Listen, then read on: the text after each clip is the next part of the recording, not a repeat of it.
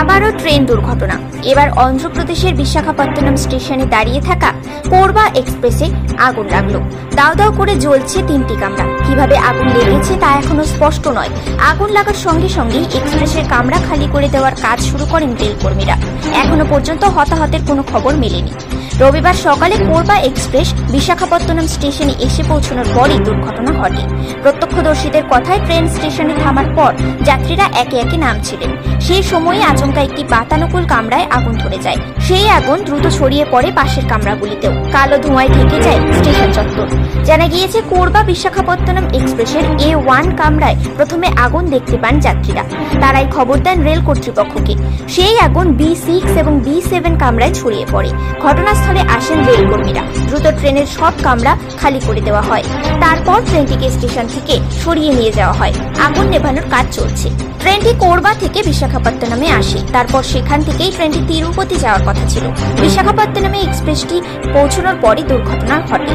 ফলে ট্রেনটি বাতিল করেছে রেল কর্তৃপক্ষ। যাত্রীদের অন্য একটি ট্রেনে চাপিয়ে তিরুপতি নিয়ে যাওয়া হবে।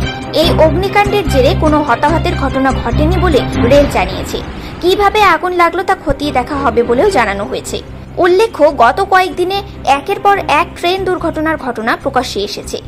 এক্সপ্রেসের সঙ্গে মালগাড়ির ধাক্কা, লাইনচ্যুত মালগাড়ি, এমন নানা ঘটনা ঘটেছে। প্রাণহানিও হয়েছে। সম্প্রতি হাওড়া মুম্বাই এক্সপ্রেস ঝাড়খণ্ডে দুর্ঘটনার কবলে পড়েছিল। ঘটনায় 3 জনের মৃত্যু হয়। পরপর দুর্ঘটনার কারণে প্রশ্নের মুখে পড়েছে যাত্রী সুরক্ষা। রেলমন্ত্রীর পদত্যাগের দাবি জানাচ্ছেন বিরোধীরা। সেই আবহে আবারও ট্রেনে আগুন লাগার ঘটনা প্রকাশ্যে এলো। Bureau report, news prime Times.